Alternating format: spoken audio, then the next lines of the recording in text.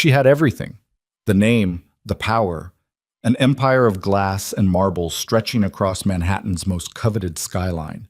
Then in a single night, the banks came calling.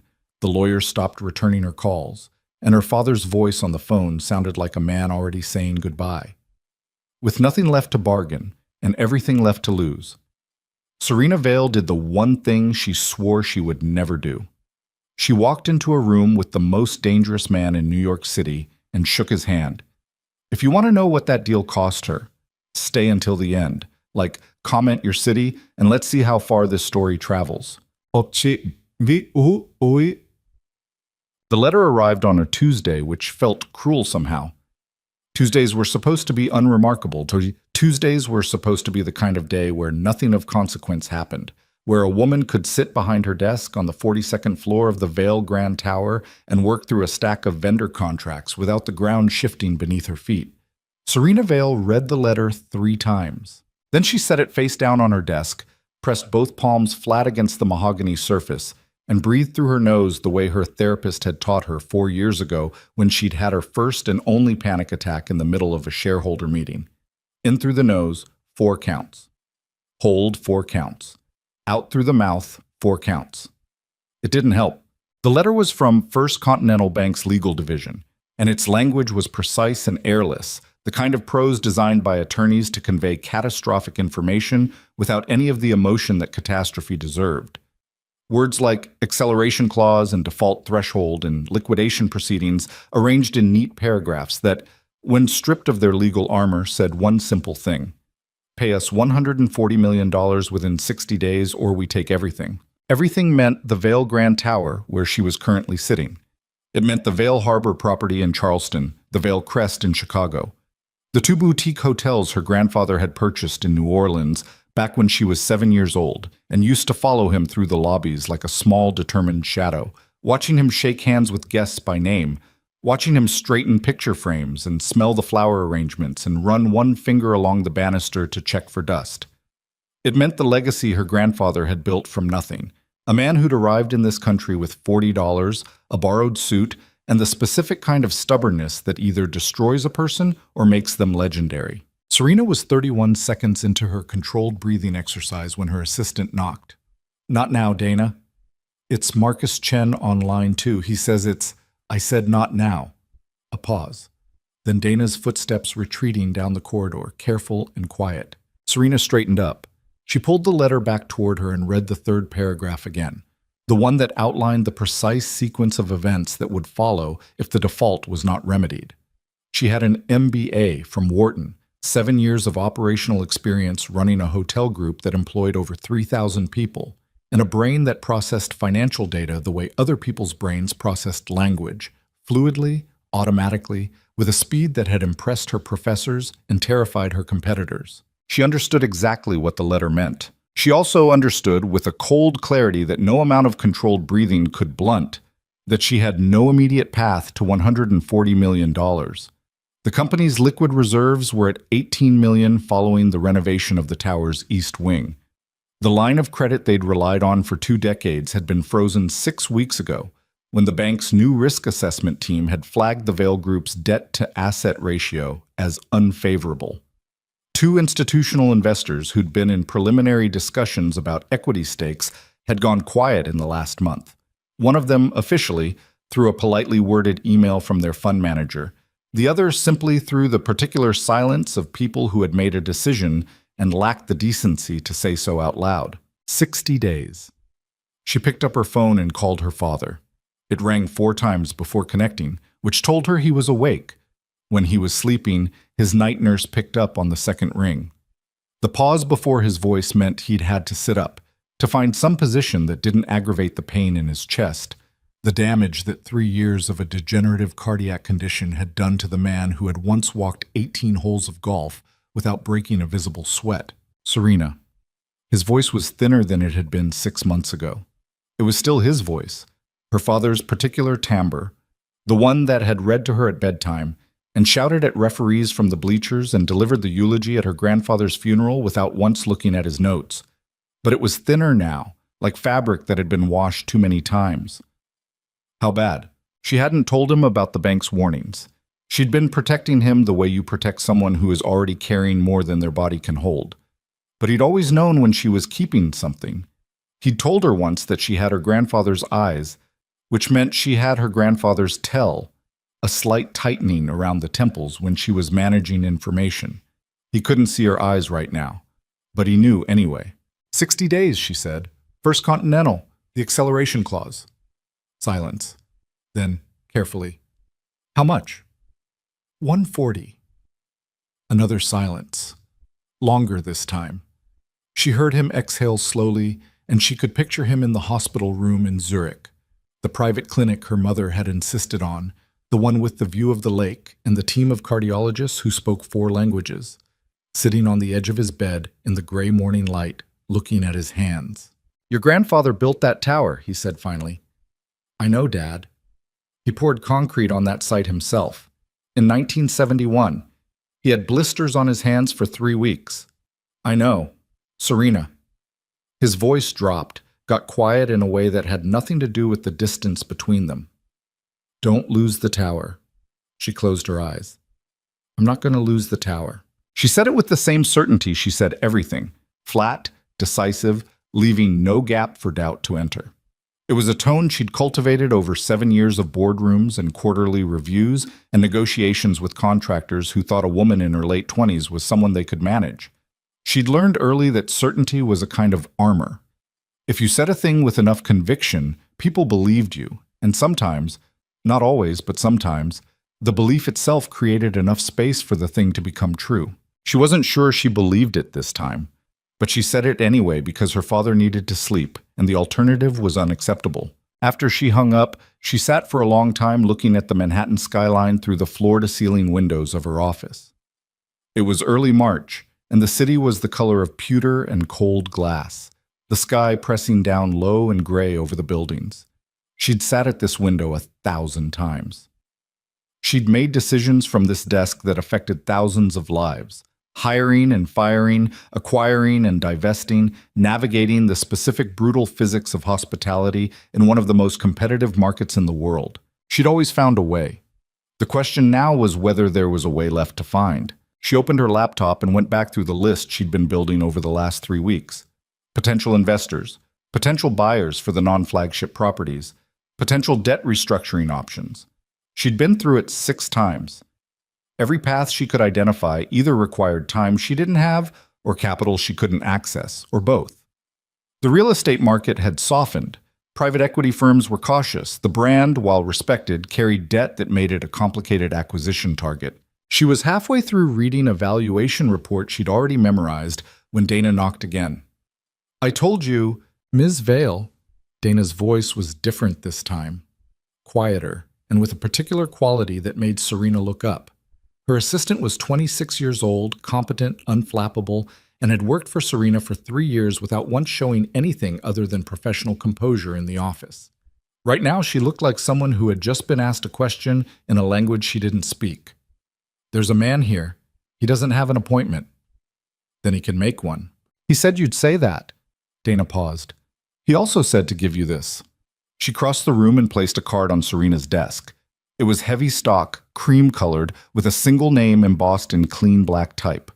Luca de Luca. No title, no company, no phone number, just the name. Serena looked at the card for a moment. Then she looked at Dana. Her assistant's expression confirmed what the absence of a title already suggested. This was not a name that required explanation in certain circles, and Dana had apparently been given a quick education in the lobby. Send him in, Serena said. She'd heard of Luca de Luca the way you heard about weather patterns in other countries, as a fact about the world that existed at a sufficient distance to feel abstract. He was 40, or thereabouts.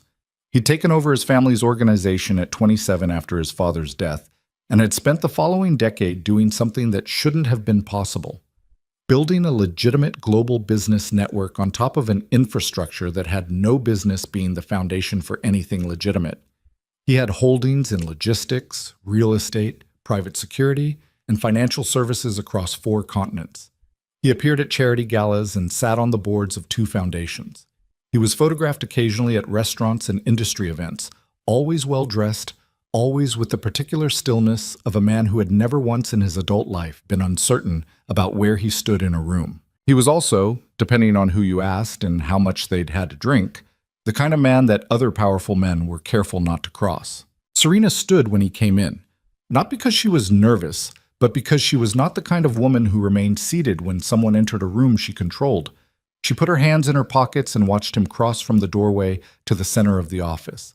And she made herself observe him the way she observed everything, clinically, efficiently, gathering data. He was taller than she'd expected, not broad in the way of men who use their size as a statement, but with a particular quality of presence that occupied space differently, as if the air in a room arranged itself around him without his having to ask. He wore a charcoal suit that had not come off any rack, and his face was the kind of face that would have been conventionally handsome at 20 and had become something more interesting with age and whatever it was that life had put on it. A jaw that had seen some tension, eyes that were dark and very still and missed nothing. He looked at her office the way she imagined he looked at everything, measuring it. "Ms. Vale," he said. His voice was measured, with the faintest trace of something that might have been New York Italian if it had been worn smooth over many years and several expensive educations. "Mr. DeLuca." She didn't offer her hand. "You don't have an appointment." "No." He didn't seem troubled by this. "I found that appointments give people time to prepare their refusals. I prefer to have conversations before the refusal has been fully formed." She almost smiled. "Almost. You're very confident that I have a refusal ready." "You have a letter from First Continental Bank on your desk, face down," he said, "which means you've already read it enough times that you don't need to see it again, but you're not ready to file it yet because filing it makes it real. That tells me you're in a situation you haven't solved. People in situations they haven't solved don't usually welcome strangers with open arms." He paused, though they tend to listen longer than they otherwise would. Serena said nothing for a moment. She was recalibrating, not visibly, she hoped, but internally. The man was sharper than she'd expected, and she'd expected sharp. "Sit down," she said. He sat. She sat across from him, and for a moment they simply looked at each other in the gray morning light with Manhattan spread out behind her like a stage set. "I'll be brief," he said. "I have a meeting scheduled in Kyoto in 3 months with the leadership of Tanaka Holdings, a Japanese conglomerate looking to expand their hospitality investments in North America. The deal is worth between $300 and $400 million in combined acquisition and development contracts. For the Tanaka family, business of this scale is personal. They have been operating as a family enterprise for 4 generations. They do not enter long-term partnerships with institutions they cannot trust at a human level." He let that sit for a second. "They have communicated through channels that they prefer their major partners to demonstrate personal stability. Specifically, they have expressed that a family foundation, meaning a married principal, carries significantly more weight in their assessment." Serena kept her face neutral. "You're telling me they won't do business with you because you're single. I'm telling you their cultural framework places a specific value on certain kinds of stability, and that I am currently lacking in the particular presentation of stability they find reassuring." He said it without embarrassment or apology, simply as a fact about a situation he was working to resolve. "I need a wife. For a minimum of 2 years. Someone who can function at the level this partnership requires. Business dinners, international travel, public appearances. Someone credible." "And you thought of me." "I thought of the Vale Group," he said. "The name carries weight in hospitality circles that is useful to me in other contexts as well. And I thought of you specifically because you have a reputation for being intelligent, composed, and difficult to rattle." A pause. "Also, you're in a position where $140 million would solve your most pressing problem." The number sat between them. Serena looked at him. She thought about her grandfather's hands on wet concrete in 1971. She thought about her father's thinning voice on the phone, the way he'd said don't lose the tower like it was the last instruction he had left to give. "You're proposing a contract marriage," she said. It wasn't a question. "A 2-year arrangement, legally documented, mutually beneficial, clean terms, clear exit. You receive immediate capital injection sufficient to address the bank default, plus a line of credit against the partnership revenues going forward.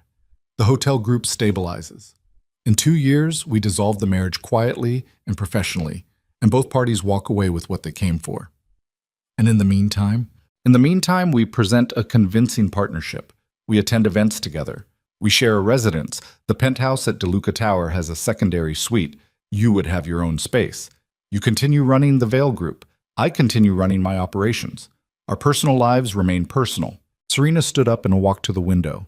She stood looking out at the city, the gray towers, the white winter sky, the streets below filled with the small, distant movements of 10,000 people who were all, in their own way, trying to solve their own impossible equations. She was not naive. She knew who Luca DeLuca was and what the name on that card meant beyond the legitimate business holdings and the charity boards. She knew that aligning herself with him carried risks that a Wharton MBA had not exactly prepared her for. She knew that there were people in her world, investors, board members, journalists, who would have opinions, and that some of those opinions would be delivered loudly and publicly. She also knew that 60 days was 60 days, and that the alternatives she'd been cataloging for 3 weeks had not produced a solution, and that her grandfather had built this company with his hands, and she was not going to be the one to hand it over to a bank. She turned back around. I want a lawyer to review any contract before I sign anything. Something in his expression shifted, barely, like a change in light. Of course. My own lawyer, not one of yours. I wouldn't expect anything less. The capital has to be transferred before the wedding, not after, before. He considered this for a second, then he nodded. Agreed. And the arrangement is strictly professional. I'm not... She stopped, chose her words. I'm not interested in complications. Neither am I, he said. He said it flatly, without any layered meaning, and she decided to take it at face value. I'll have my lawyer call yours by end of day, she said. He stood, buttoned his jacket, a single button, unhurried. I'll have the preliminary terms sent over within the hour. He moved toward the door and she watched him go. And somewhere in the back of her mind, behind the financial calculations and the risk assessments and the voice of her father saying, "Don't lose the tower," something quiet observed that she had just made a decision that would change her life in ways she could not yet map, and that the particular stillness of the man now walking out of her office was not the stillness of someone who was simple or safe or uncomplicated. She turned back to the window. The city looked the same as it always had. It didn't know. It didn't care.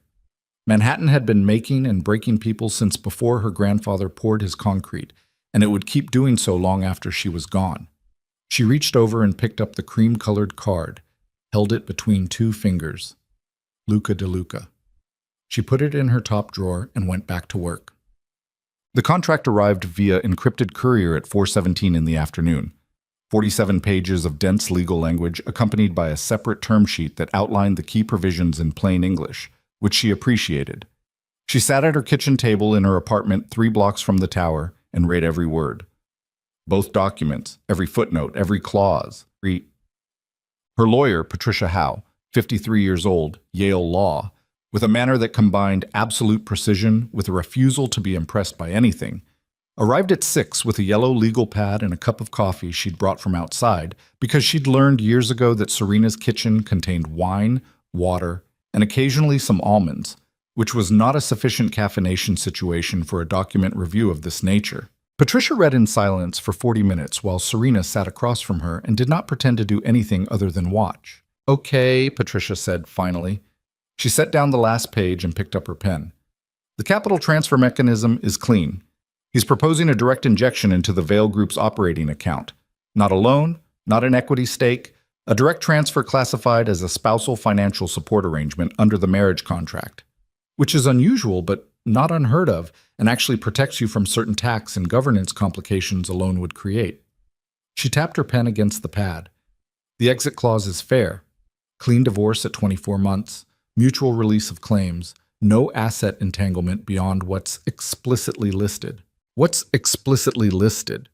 Nothing you'd object to. The penthouse arrangement, shared appearance at specified events.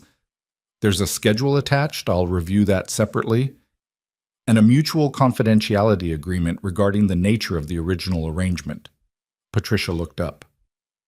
That last part is actually protecting you as much as him. If this comes out publicly as a contract marriage, it gets complicated for the hotel group's institutional relationships. What's the part that bothers you? Serena said. Because there was always a part that bothered Patricia, and Patricia was worth every dollar Serena paid her specifically because she never buried it. Patricia set down her pen. Clause 14, subsection C. It's buried in the personal conduct provisions.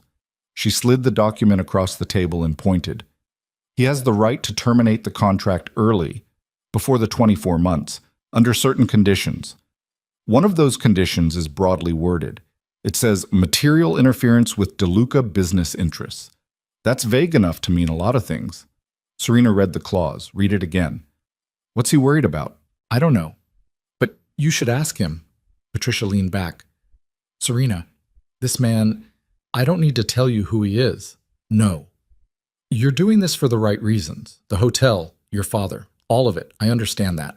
But I want you to go into this with clear eyes about the fact that whatever framework he's operating in, legitimate business interests and otherwise, you're going to be adjacent to it for 2 years. That has implications.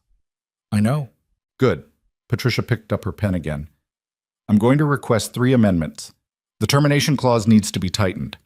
I want a definition of material interference that is specific and mutually applicable, meaning you also get termination rights if the association with his operations creates documented damage to the Vail Group's institutional relationships. And I want the capital transfer to happen in 2 tranches, $70 million on signing, $70 million on the 1-month anniversary of the marriage, rather than all at once, to give you leverage if something goes wrong in the first 30 days. Serena looked at the document, then she nodded. Send it. Patricia gathered the papers. At the door, she paused. Your grandfather would have handled this differently. My grandfather never had to handle anything like this. No, Patricia said. He built the kind of empire that didn't need to. She opened the door. Get some sleep, Serena. The door closed. Serena sat alone at her kitchen table with the contract spread in front of her and the nighttime sounds of Manhattan coming through the window. The low, continuous bass note of traffic, a siren somewhere to the north, the particular silence of a city that never actually went quiet. She thought about what she was doing. Not from a financial angle. She'd worked through that angle 17 times, and the math was clear. From a human angle. The kind of angle her therapist would have encouraged her to examine if she still had a therapist, which she'd stopped having 2 years ago because she hadn't had time. She was 27 years old. She had run this company for 4 years, since her father's diagnosis had made it clear that someone needed to take the operational reins, and she had done it without flinching at anything the job had required. She had made cuts that kept 3,000 people employed. She had renegotiated debt in terms that saved the company's credit rating. She had done all of it because it was necessary, because there was no one else, because she was a Vail, and the Vails did not stop when things got hard. She was about to marry a man she had met 9 hours ago. A man who sat in the center of a very large and very complicated web and seemed entirely at ease there. A man who had looked at her office, clocked the face-down letter on her desk, and understood the whole situation in approximately 45 seconds. She picked up her phone and pulled up the photograph she'd taken of herself and her father at the tower's lobby last Thanksgiving. One of the last times he'd been well enough to travel, standing in the marble entrance hall that her grandfather had designed, both of them looking at the camera with the particular expression of people who are genuinely happy and also aware that they are standing in the middle of something that matters. She put the phone down. She went to bed. She did not sleep well. The amendments came back accepted at 7:45 the following morning, with one counter-amendment that Patricia reviewed over the phone and cleared as acceptable. By 10:30, both parties had signed via their respective legal teams. By noon, $70 million had been transferred into the Vail Group's primary operating account. Serena sat in her office and watched the confirmation come through on her screen and felt something complicated. Relief, yes, and something else underneath it, something that did not have a clean name. The feeling of a door closing behind you. Not locked, just closed. The private wedding was scheduled for the following Saturday. She had 6 days. She spent 5 of them working, managing the bank communications, stabilizing the internal finances, briefing her CFO and chief of operations on the situation in terms that were honest about the partnership without being detailed about its nature. She told people what they needed to know. She managed the information the way she managed everything else, efficiently, with a clear sense of what each person required to do their job well. On the 6th day, she bought a dress. It was not a white dress. It was ivory, simple, with clean lines and no embellishment. The kind of dress that said nothing in particular, which was appropriate for a ceremony that was not, in the emotional sense of the word, a ceremony. She bought it from a boutique on Madison Avenue in 45 minutes, tried it on once, confirmed it fit, paid, and left. She was almost back to the tower when her phone rang. Unknown number. She almost didn't answer. Then something. Instinct, or the particular curiosity that had always been one of her better and worse qualities, made her pick up. "Serena Vale," she said. "I heard a rumor." The voice was female. Low, accented. French, she thought, or something adjacent to it. Smooth in the way that certain kinds of voices were smooth, the kind that had learned to be smooth the way you learned a skill. "I heard that Luca DeLuca is getting married this weekend." Serena stopped walking. She was on the corner of 57th and 5th, and the wind was coming off the park, and she stood very still in the middle of the pedestrian current and said nothing. "I thought you should know something about the man you're about to marry," the voice continued. "Something that isn't in the contract." "Who is this?" Serena said. A pause. Then, "Someone who was in your position once." The voice had something in it now. Underneath the smoothness, something harder and more specific. Someone who learned the difference between what Luca DeLuca offers and what he actually gives. The line went dead. Serena stood on the corner for a long moment, the shopping bag with the ivory dress in it hanging from one hand, the phone in the other, the wind pulling at her coat. Then she put the phone in her pocket and walked back to the tower. Saturday was 4 days away, and she had made her decision, and one anonymous phone call was not going to change the math. But for the first time since she'd read the letter from First Continental Bank, she felt something colder than fear. The specific chill of knowing that she had just agreed to walk into a room whose full dimensions she could not yet see. She kept walking. The tower was 3 blocks ahead. Her grandfather had poured that concrete himself in 1971, with blisters on his hands for 3 weeks after. She was not going to lose it. The wedding happened on a gray Saturday morning in March, in a judge's chambers on the 14th floor of a building in Midtown that smelled like old paper and radiator heat. There were no guests, no flowers, no music. Just Serena in her ivory dress and Luca in a dark suit and a judge who read the words from a small leather book and did not appear to find anything unusual about the two people standing before him, which told Serena that either he was very professional or he had performed enough of these particular ceremonies to have stopped asking questions. She said "I do" at 10:47 in the morning. He said it at 10:48. They signed the certificate. They did not kiss. Outside on the sidewalk, his car was waiting. She stood next to him for a moment in the gray March air, her certificate in her bag, the $70 million confirmation still on her screen, and looked at the man she had just married. He looked back at her, and for a second, just a second, something crossed his face that she couldn't read. Not quite calculation, not quite emotion. Something in between, or beyond both. "Ready?" he said. She thought about the anonymous voice on the phone. She thought about Patricia's warning. She thought about her father in Zurich, and her grandfather's concrete and the 3,000 people who worked for the Vale Group and went home every night to their families. "Yes," she said, and stepped into the car. The penthouse occupied the entire 58th floor of DeLuca Tower, and it was nothing like what Serena had expected, which bothered her more than she wanted to admit, because she had expected something, and being wrong about it felt like a small defeat on a day that already had enough edges. She had expected cold, marble and steel, and the particular sterility of a space designed to impress rather than inhabit. She had expected the aesthetic of power displayed for its own sake, the kind of apartment that appeared in architecture magazines and felt, in person, like standing inside someone's ego. What she got was something different. The living area was large but not cavernous, with bookshelves that held actual books, not arranged by color or spine size the way decorators arranged books in places where no one read, but stacked and turned and dog-eared in the way of books that had been opened repeatedly and put back without ceremony. There was a kitchen that showed evidence of actual use, a long dining table with 8 chairs, 2 of which had been pulled out at slightly different angles, as if someone sat at different spots depending on mood or time of day.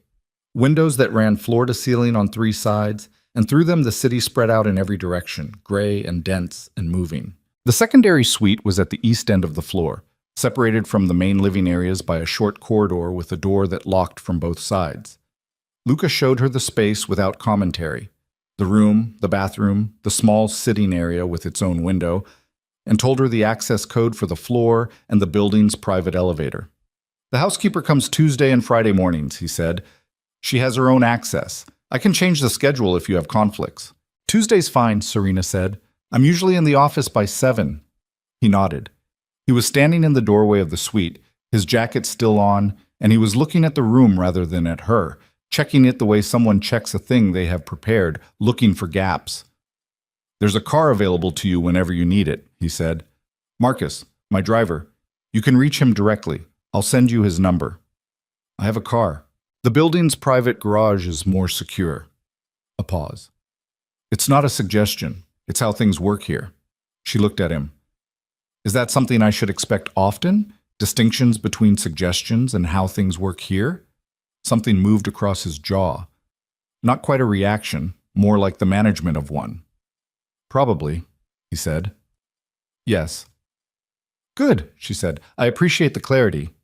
He left her to unpack. She sat on the edge of the bed in the secondary suite of her husband's penthouse and listened to the sound of Manhattan 58 floors below and thought, with a specificity that surprised her, about the fact that she had not told anyone she was getting married. Not her friends. Well, she had 3 people she would genuinely call that, and all 3 would have had questions she didn't want to answer. Not her board, not her aunt in Connecticut who sent Christmas cards every year with handwritten notes and would absolutely see a tabloid photograph at some point and call her immediately. She had married a man she didn't know, in front of a judge who didn't care, and moved into his home on the same day, and she had done all of it in the particular sealed compartment of focus she used when things needed doing and feelings were not a resource she could afford to spend. The compartment was starting to feel a little pressurized. She unpacked her 2 suitcases. She'd kept it to 2, deliberately, because bringing more felt like a kind of surrender she wasn't prepared to make. And she put her things away with the efficiency of someone who had lived in hotel rooms for significant portions of her adult life and understood that making a space functional was not the same as making it home. Then she opened her laptop and went back to work. The first 2 weeks were, in their way, educational. She learned that Luca de Luca woke at 5:30 every morning without an alarm. She knew this because the kitchen was between her suite and the building's elevator, and on the 3rd morning when she came out at 5:45 to make coffee before heading to the office, he was already there. Dressed, not in a suit yet, but in dark trousers and a shirt with the collar open, standing at the counter with a cup of coffee and a phone to his ear, speaking in what she was fairly certain was Italian, low and rapid. He'd looked up when she came in, covered the phone briefly, said, "Coffee's made," went back to his conversation. She poured a cup. It was good coffee, better than what she made, though she would not have said so out loud, and she stood at the counter and drank it while he finished his call, and neither of them spoke. And it was not comfortable exactly, but it was also not the disaster she'd braced for. They were both people who functioned in the early morning. This was apparently something they had in common. She added it to the small list she was building in her head, involuntarily, of things she noticed about him. He was precise about certain things and entirely unconcerned about others. His desk, she'd seen it through the open door of his study once, in passing, was ordered in a specific way, everything placed with intentionality, nothing decorative. But the bookshelves in the living room were organized by no system she could identify, which suggested that the books there were actually read and reshuffled by a brain that didn't care about aesthetics when it was engaged with content. He did not explain himself. Not to her, not to the people who worked for him, not to the various individuals who called and emailed and appeared in his life. He stated things and then proceeded on the assumption that the statement was sufficient. He was almost always right about that, which she found irritating in the specific way you find irritating things that you also, privately, respect. The first public appearance was a Thursday evening charity gala 3 weeks into the arrangement, held at the Metropolitan Museum of Art.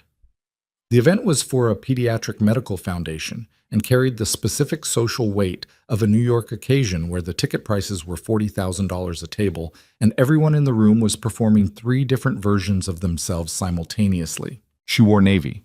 He wore black. They arrived together, and she felt the precise moment when the room registered them. A shift in the ambient attention, a recalibration, the specific frequency of people updating their assessments in real time. Luca de Luca. And that's, yes, the Veil Woman, the hotel group. When did that happen? He placed his hand at the small of her back when they entered. It was light, barely there, the kind of touch that said together without saying anything else. She kept her spine straight and her expression neutral and reminded herself that this was operational. This was the job. She had managed shareholder meetings that were more emotionally demanding than this.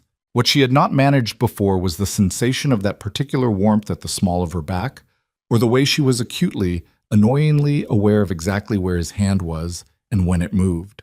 They worked the room with the efficiency of two professionals who understood the mechanics of events like this. He introduced her to people she already knew and several she didn't, and she noted that the introductions were always clean. My wife, Serena, without embellishment, without the particular performance of affection that would have felt false in a way that might read worse than restraint. She introduced him to two of her major institutional contacts and watched him pivot seamlessly from the social register of the gala to the precise frequency of business conversation, asking questions that were specific and informed about things she hadn't told him, which meant he'd done his own research, which she filed under things she needed to think about later. They were standing near the East Gallery, between conversations, and she had just taken a glass of wine from a passing tray when she felt the air in her immediate vicinity change. Not dramatically. Subtly, in the way that the air in a room changes when a specific person enters it, something shifting in Luca's posture that was barely visible but present. She didn't turn immediately. She read the shift, noted it, and then turned at her own pace. The woman approaching them was perhaps 35, with the particular beauty that came from extraordinary bone structure and the knowledge of how to use it. She was in a red dress that had not cost less than $12,000, and she moved through the room like someone who had always occupied the center of every space she entered and considered it a fact of nature rather than a preference. Luca. Her voice was exactly the voice from the phone call. Serena recognized it immediately. The low register, the faint French-adjacent accent, the specific texture of a voice that had been trained to carry without effort. She kept her face entirely still and looked at the woman who had called her 3 days before her wedding to tell her there were things about her husband she didn't know. Vanessa, Luca said, nothing in his voice. Flat, clear, and nothing. I heard the news, Vanessa Moreau said. Eventually. Her eyes moved to Serena in a way that was precise and comprehensive and took approximately 3 seconds to deliver a full assessment. You must be the wife. Serena Vale, Serena said. Not DeLuca. Not yet in these contexts. She'd been deliberate about that. Yes. Vanessa's smile was the kind that arrived fully formed and departed without warning. I know who you are. The Hotel Empire. A tiny pause. The one with the financing difficulties. The room did not go quiet. The gala continued around them, conversation and string quartet and the clink of glasses. But in the 3 feet between these 3 people, every word landed with the full weight it was meant to carry. Serena looked at Vanessa Moreau and said pleasantly, Most empires go through difficult periods. The ones worth keeping tend to survive them. Something crossed Vanessa's face, a flicker of reassessment. Then her attention moved back to Luca, and something shifted in her expression, went private in a way that was designed to be visible. We should have dinner, she said to him. Catch up. It's been too long. It hasn't, Luca said. The simplicity of it was devastating. 2 words, no inflection, nothing attached. Vanessa's smile stayed in place for a moment through what appeared to be an act of will, and then she said something gracious and vague and moved away, back into the current of the room. Serena took a sip of her wine, set the glass down on the nearest surface. The phone call 3 days before the wedding, she said. She wasn't looking at him. She was looking at the middle distance, at a painting on the far wall, a large oil canvas in blues and grays. That was her. A beat of silence beside her. I suspected, he said. You suspected before or after I told you just now? Another beat. Before. She turned and looked at him directly. How long before? His jaw moved slightly. I knew she was aware of the arrangement. I didn't know she'd contacted you directly. She told me there were things about you I should know, things that weren't in the contract. Serena kept her voice level, not cold, not heated. Level. The way you kept your voice when you needed information and couldn't afford to make the conversation about anything other than the information. Is she right? He looked at her. In the golden light of the gallery, his face was unreadable in the way of faces that had spent a long time becoming unreadable. There are things about me that aren't in any contract, he said. Yes. Things that affect me. Potentially. The word landed like a stone dropped into still water. She watched the ring spread. That's not an answer, she said. No, he agreed. It's not. He picked up his own glass from the table beside her. It's an acknowledgement that the question is valid. The answer requires a different setting. She looked at him for a long moment. Then she picked up her glass and turned back toward the room, and she said quietly, "Then find a different setting. Soon." He didn't respond, but she felt something shift in the space beside her, something settling or tightening or both. They stayed at the gala for another 40 minutes.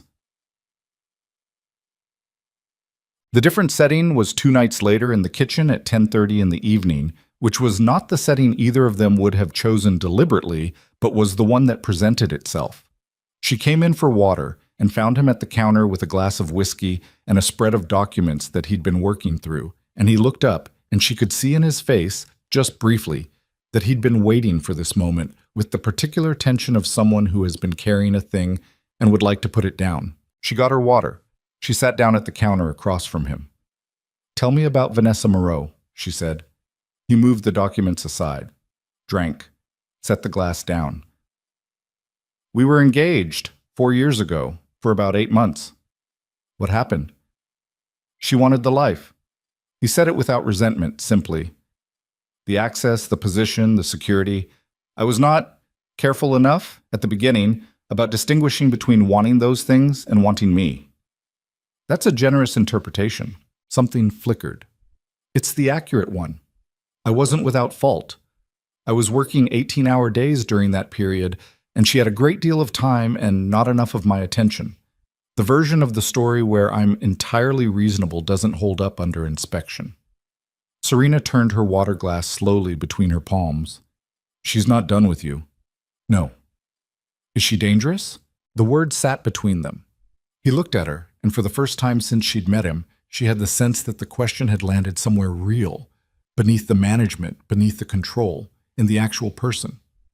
"She's capable of causing damage," he said carefully, "in specific directions. Meaning she knows things. Meaning she was adjacent to my operations during a period when I was less careful about adjacency." He looked at his glass. "She has information about the nature of certain business arrangements. If she chose to use it selectively, to the wrong people, in the right framing, it could create complications. For you. For both of us," he said. "Now." She let that sit. The kitchen was quiet. Outside the windows, the city hummed its perpetual low note. "You should have told me this before the wedding," she said. "Yes." No hedging, no justification. "That's not good enough." "I know." She stood up. He looked up at her, and she saw something in his face that she hadn't seen before. Not quite shame, but adjacent to it. The expression of a man who had made a decision he knew was wrong and had made it anyway because it was convenient, and who had the self-awareness to recognize that for what it was. It did not make her feel better, but it made him real in a way he hadn't been before. Not a calculated presence or a variable in a business equation. A person with the specific kinds of damage that people accumulated when they were too controlled for too long. "If she does anything," Serena said, "you tell me immediately. Not after. Not when it's already moving. Immediately." "Agreed.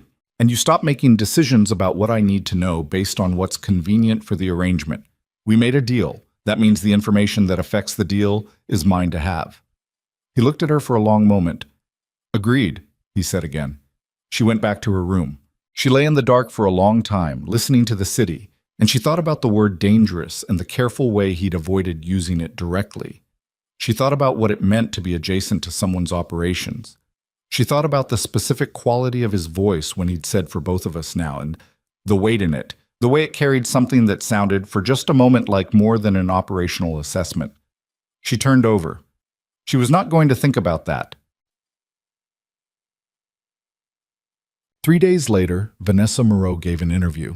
It appeared in a social column that operated in the precise register of New York society coverage. Not tabloid, but not entirely respectable either. The kind of publication that traded in the carefully sourced item, the strategically placed rumor dressed up as observation. The item was 4 paragraphs long, and it identified no sources by name, and it said, in the particular language of this particular genre, that the recent marriage of Luca De Luca to hotel heiress Serena Vale had raised eyebrows in certain circles, given the timing, coming so shortly after the Vale Group's well-documented financial difficulties, and so conveniently ahead of De Luca's high-stakes meetings with the Tanaka Holdings executives. The piece noted, with the studied neutrality of a scalpel, that sources close to both parties had expressed surprise at the speed of the arrangement. It stopped short of saying what it was implying. It didn't need to go further. The implication was sufficient. Serena read it at 7 in the morning at her desk in the tower. She read it twice. Then she forwarded it to Patricia with a single line. How much can they prove? And put her phone face down on the desk. Her phone buzzed 30 seconds later. Not Patricia. A number she didn't recognize, then resolved in her contacts as she looked at it. One of her board members, a man named Gerald Fitch, who had been on the Vale Group's board for 11 years, and who she generally trusted, but who also, she knew, had relationships with several of the institutional investors who had been circling the company during its difficult period. She let it ring. It rang again 5 minutes later. She let it ring again. She was on a call with her CFO when Donna knocked and came in with a look on her face that Serena had learned, in 3 years, to treat as a signal. Gerald Fitch is in the lobby, Dana said. He says it's urgent. Serena finished her CFO call in 2 minutes, said she'd call back, and straightened her jacket. Gerald Fitch was 62 years old, silver-haired, with the specific combination of financial acumen and social anxiety that characterized a certain kind of old-money New York man. Deeply intelligent, fundamentally risk-averse, and capable of genuine panic when the thing he was protecting felt threatened. He came into her office with the article already pulled up on his phone and set it on her desk without preamble. Talk to me, he said. Good morning, Gerald. Serena. His voice was strained. 2 of our institutional partners have already called me this morning, not to ask questions, to tell me they have questions. That's worse. She leaned back in her chair and looked at him steadily. What are they asking? Whether the marriage is genuine. Whether De Luca's capital injection is a loan in disguise that gives him leverage over the company's operations. Whether... He stopped. Pressed 2 fingers to his temple. Whether the Vale Group is in the process of being quietly absorbed into a De Luca Holdings entity. Serena said nothing for a moment. She looked past Gerald at the gray Manhattan morning outside her window, and she thought about the anonymous phone call, and Vanessa Moreau's smile in the museum gallery, and Luca's voice saying for both of us now, and the particular architecture of the situation she was in. The article had been 4 paragraphs, but it had found exactly the right pressure points, with the precision of someone who knew exactly where the structure was weakest. Set up calls with both partners for this afternoon, she said. I'll speak to them directly. And what do you tell them? She looked at Gerald. The truth, she said, that my marriage is my personal business, that the capital injection is legally documented as spousal support under the marriage contract, not a loan, not an equity transfer, and that their legal teams are welcome to review the relevant filings, and that the Vale Group's independence and governance structure are unchanged. Gerald stared at her. That's it? That's it, she said, because it's accurate, it's defensible, and anything more complicated will read as an explanation, and explanations read as guilt. He left unconvinced but without a better argument, which was what she needed. She spent the rest of the morning managing the fallout. Calls, emails, 3 conversations with board-adjacent people who had seen the item and had the particular mixture of concern and curiosity that she needed to address before it calcified into something harder to move. She was precise, calm, and gave exactly the same information to everyone, which meant there would be no contradictory versions circulating. By 2 in the afternoon, she was exhausted in the specific way that came not from physical effort, but from spending hours managing other people's anxiety while not being permitted to have any of her own. She was sitting at her desk with a cup of cold coffee and a spreadsheet she was no longer seeing when her phone buzzed. Luca. I've seen it. Are you managing? She stared at the message for a moment. 3 words followed by 3 words. The specific economy of someone who did not use language to perform anything. She typed back, yes, but we need to talk tonight. His response came in under a minute. I'll be home by 8. She put the phone down. Home. He'd said home by 8, and the words sat in her chest in a way she hadn't expected, in a way she didn't entirely want. Small and specific and warm in a place she'd been keeping carefully cold. She looked back at the spreadsheet. Outside, Manhattan pressed on, gray and relentless and entirely indifferent. And somewhere across the city, Vanessa Moreau had done exactly what she'd promised, with exactly the precision she'd demonstrated in that phone call, and whatever was coming next was already in motion. And Serena Vale, who had never in her adult life failed to find a solution, sat at her grandfather's desk in her grandfather's tower and felt, for the first time, the specific vertigo of a problem she could not solve alone. Her phone buzzed again. This time it was a number she didn't recognize, no contact. International prefix she couldn't immediately place. She answered, Ms. Vale? The voice was male, older, accented with the particular precision of Japanese English learned in formal contexts. This is Kenji Tanaka. I believe we have not yet been formally introduced. I am calling because I have just seen a news item that concerns me very deeply, and I think it would be best if you and your husband could meet with me in person within the next 2 weeks. A pause. I want to look you both in the eyes before I make my decision. I think you understand. The line went quiet, waiting. Serena gripped the phone. 2 weeks. In person. The deal that held everything together, her company, the arrangement, all of it, was balanced on the edge of a conversation she hadn't prepared for, with a man she'd never met, who had just told her he wanted to look her in the eyes. Of course, Mr. Tanaka, she said. We'll make it work. She hung up. For a long moment, she sat perfectly still. Then she picked up her phone and called Luca, and when he answered, she said without preamble, Change your schedule. We're going to Kyoto. The flight to Kyoto was 11 hours and 40 minutes, and they spent the first 4 of them not speaking, not the hostile kind of silence, not the silence of people who had things to say and were choosing not to say them. The silence of 2 people who were both, independently, running calculations. Serena had her laptop open and was working through the Tanaka Holdings briefing materials she'd had her research team compile in 48 hours.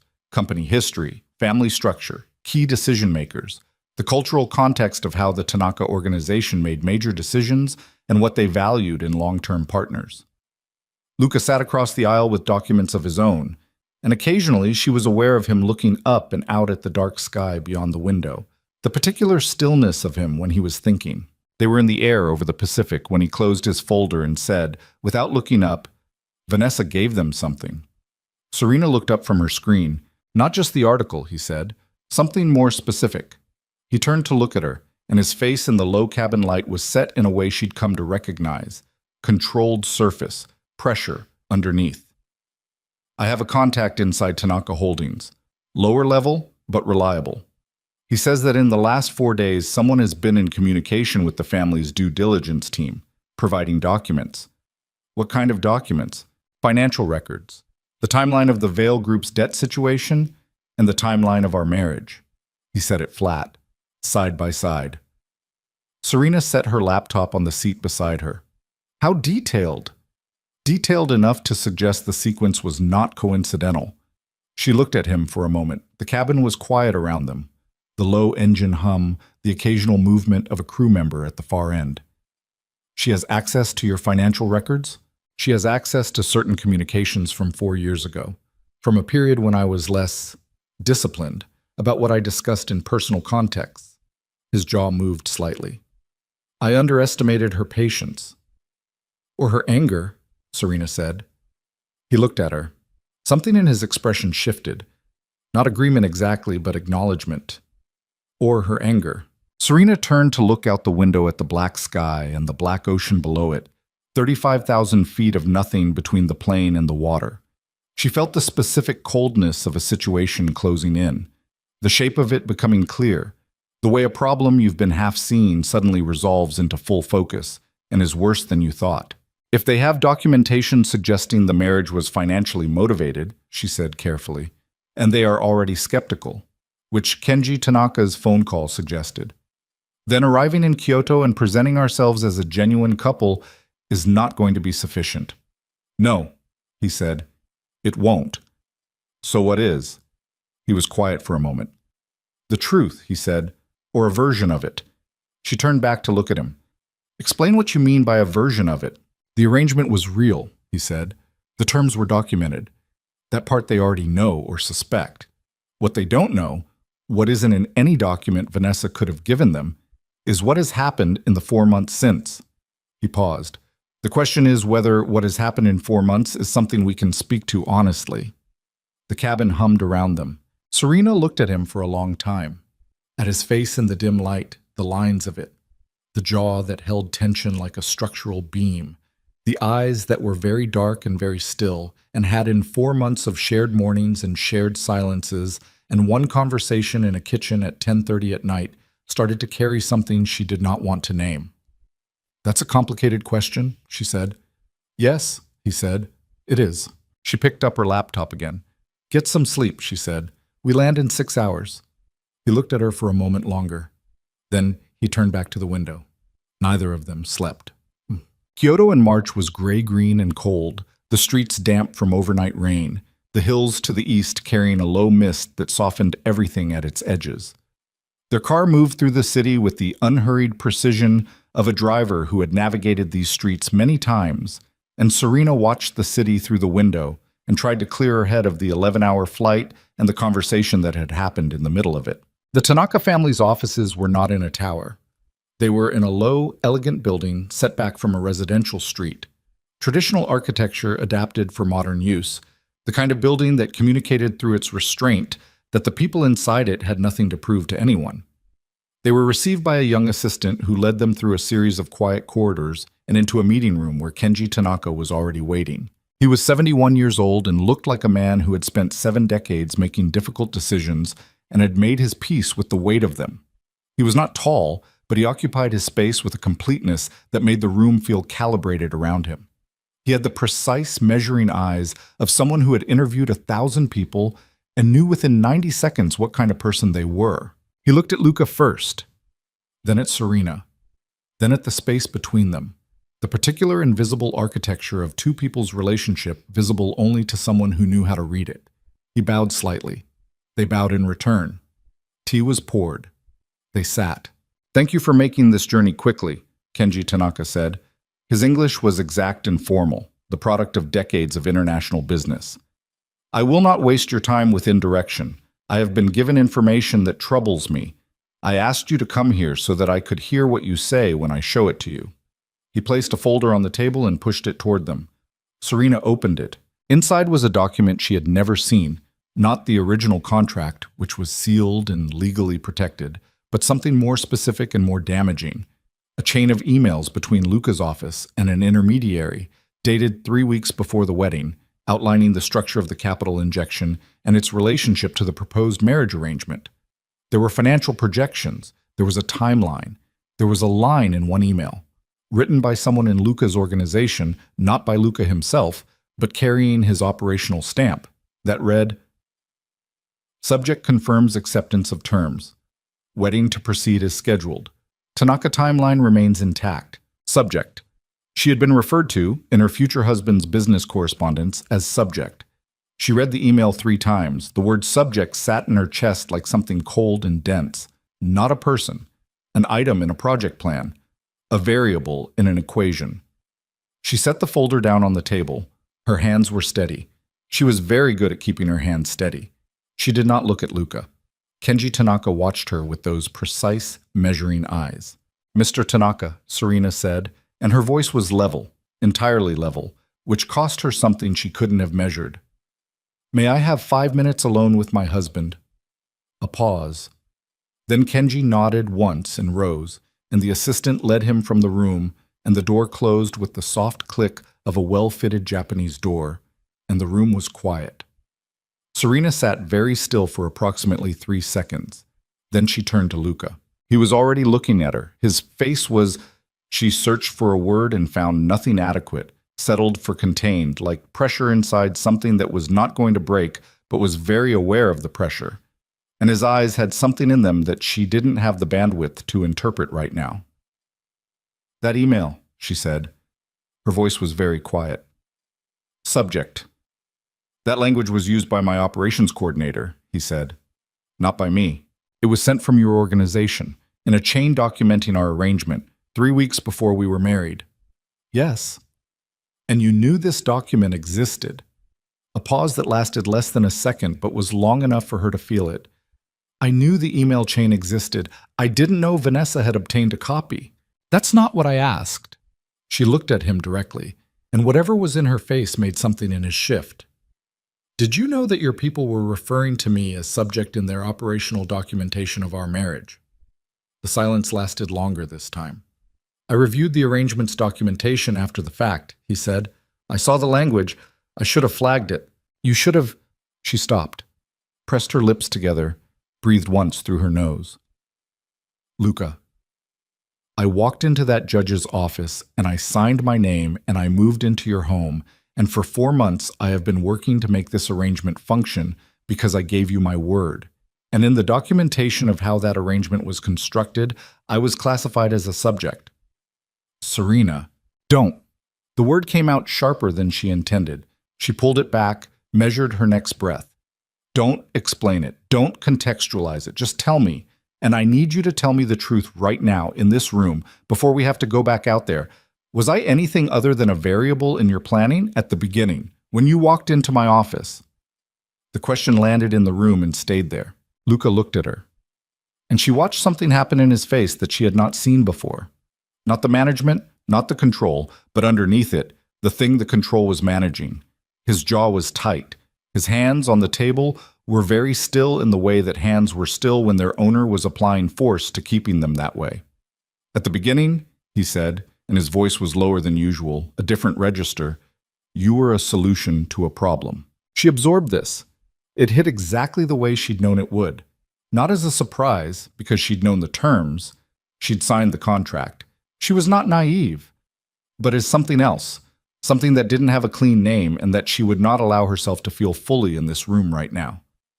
"And now," she said. He looked at her. For a long time he looked at her, and she could see him working through something. Not calculating, not managing, but genuinely working through something, the way you worked through something that resisted easy resolution. "Now," he said, "is more complicated." She held his gaze for 3 more seconds. Then she stood, smoothed her jacket, and walked to the door. "We go back in," she said. "We tell Mr. Tanaka the truth, the full truth, not a version of it." She looked back at him over her shoulder. "Can you do that?" It wasn't quite a question. He stood. "Yes." She opened the door. Kenji Tanaka returned with the same unhurried composure he'd left with, and sat, and folded his hands on the table, and waited. Serena spoke first. "Mr. Tanaka," she said, "what you have in that folder is accurate. Our marriage began as a business arrangement. The capital injection was part of the contract. The timing relative to your partnership discussions was intentional." She kept her eyes on his. "I want you to hear that directly from me because I think you are a man who values honesty more than comfortable story, and I'm not willing to insult you with comfortable story." Kenji Tanaka watched her without expression. "What the folder doesn't contain," she said, "is what the last 4 months have actually been, because that's not in any document." She paused. "I am not going to stand in front of you and tell you I married this man for love. That would be a lie. And we have already established that I'm not here to lie to you." She felt Luca very still beside her. "What I can tell you is that the person I have been living with for 4 months is not the variable in a business plan, and I am not his subject." She said the word cleanly, without tremor. "We made a calculated decision that became something neither of us planned for. I don't expect you to find that romantic. I expect you to find it human." The room was quiet. Kenji Tanaka looked at Luca. "And you?" Luca met his eyes without flinching. "Everything she said is accurate," he said. The arrangement was constructed. The feeling was not. A pause. I am aware that is easy to say. I can only tell you that I don't make statements I'm not prepared to defend. Kenji Tanaka was silent for a long time, long enough that the silence became its own kind of pressure, filling the room the way water fills a container. Then he said, "My wife and I married because her father owed my father a debt. It was arranged over dinner. She did not meet me until 3 days before our wedding." He looked at the folder on the table. "We were married for 41 years.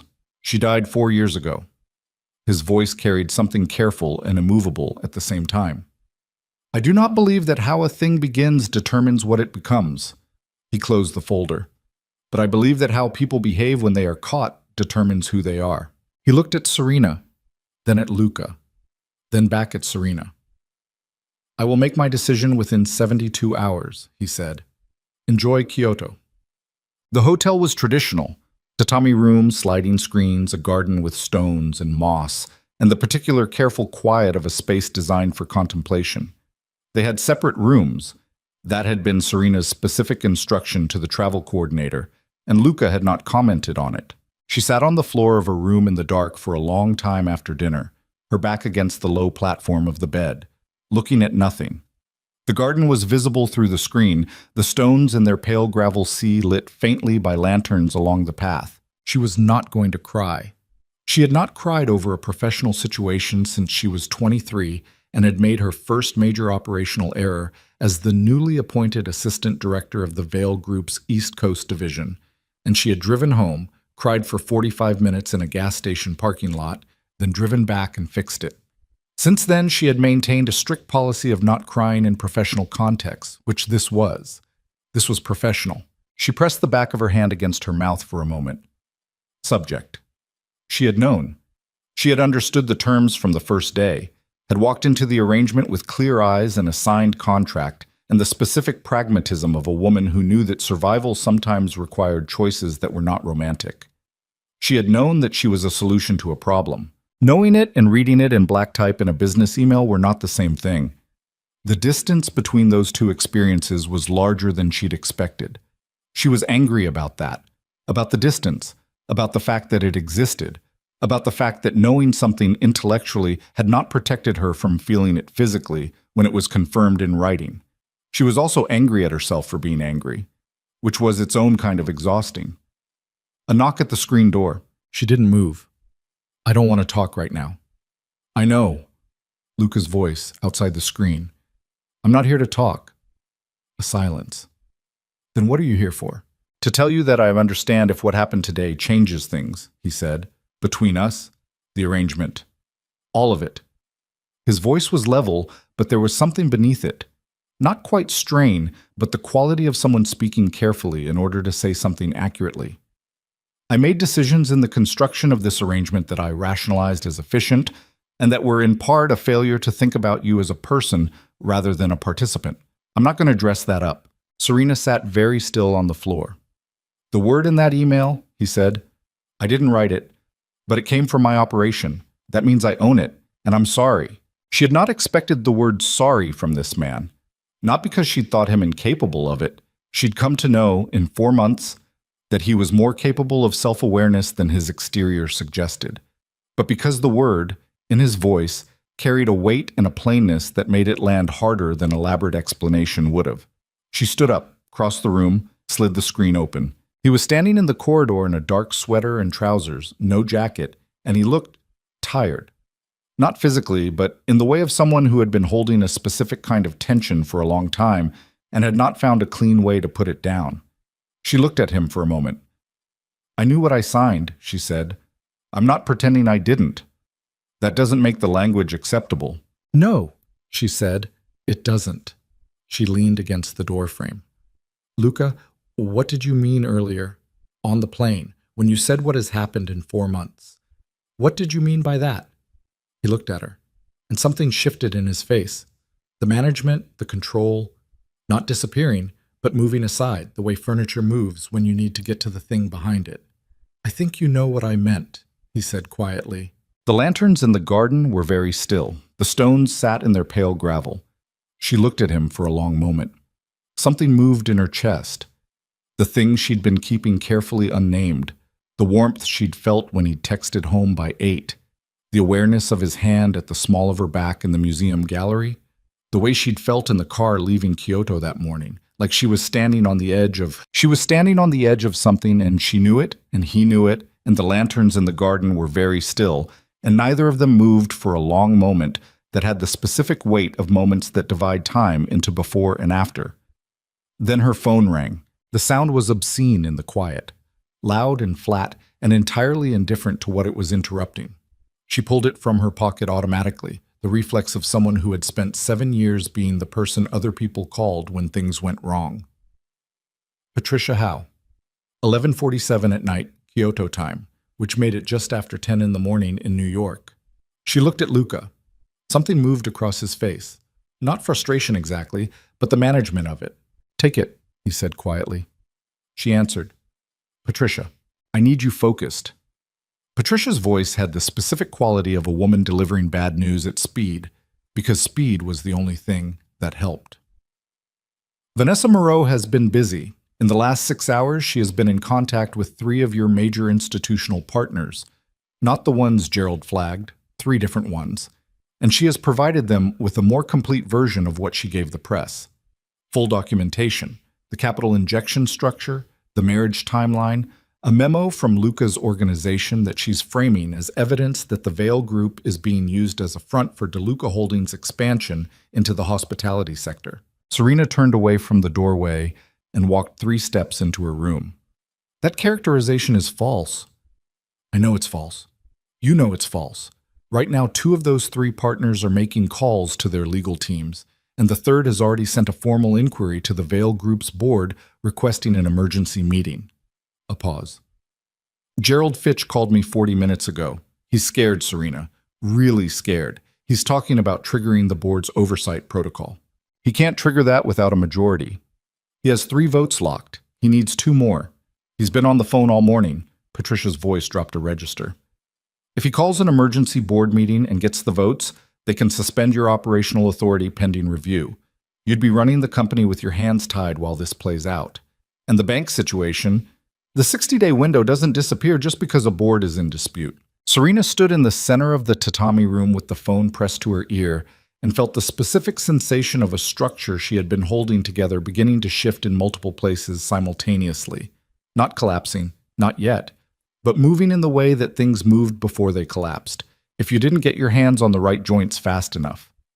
"What do I have?" she said. "What can I move before morning?" "You need to be on a call with the 3 partners within the next 4 hours.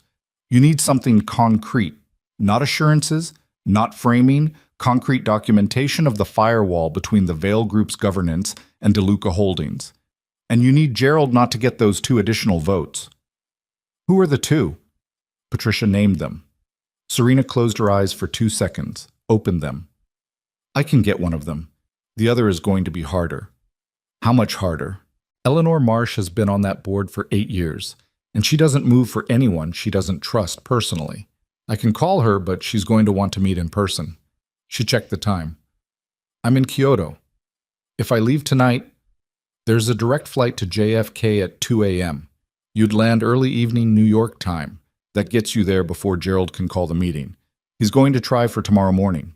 Serena was already calculating. Flight, car, calls en route, Eleanor Marsh's office by 7 p.m. The 3 partner calls she could manage from the car.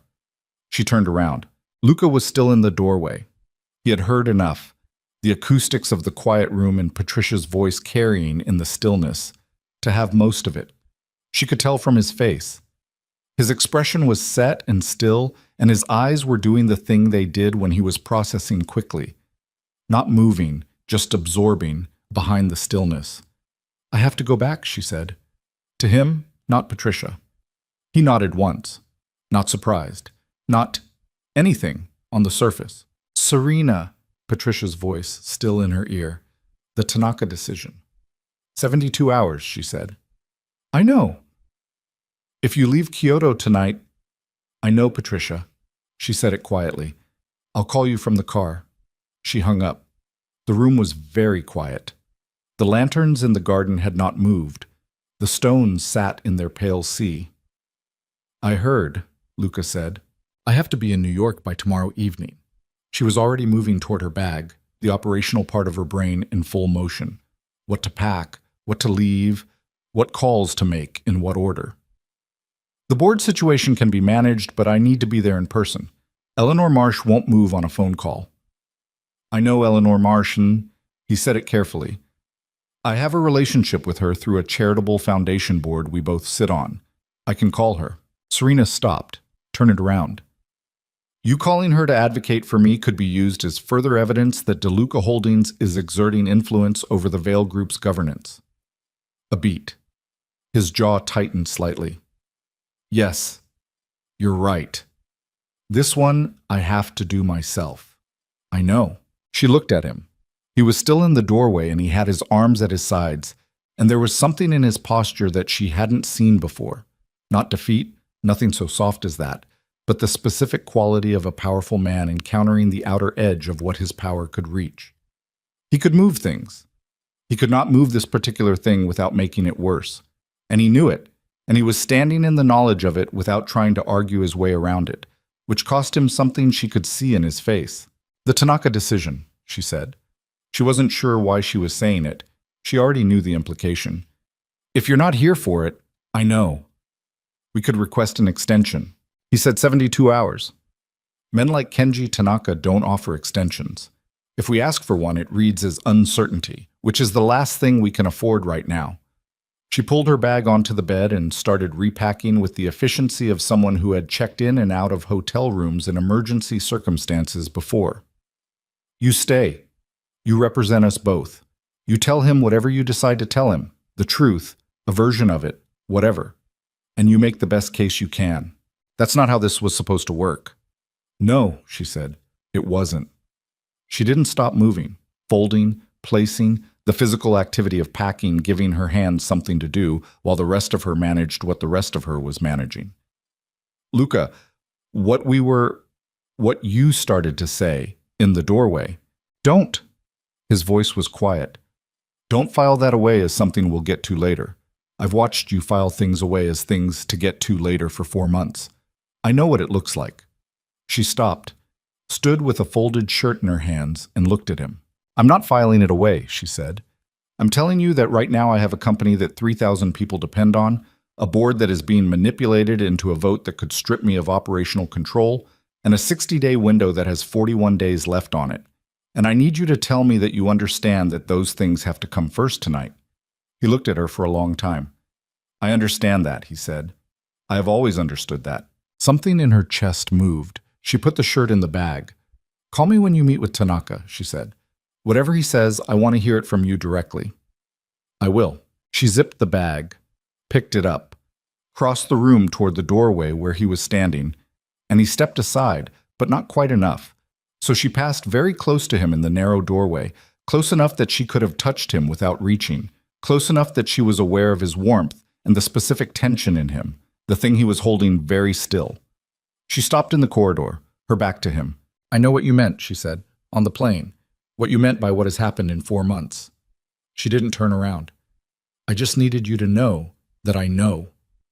She walked to the elevator. The next 14 hours were the most operationally brutal of her professional life, and her professional life had contained some genuinely brutal stretches. The car to Osaka Kansai Airport. 3 calls in transit. 1 to Patricia with updated intelligence on Gerald Fitch's vote count.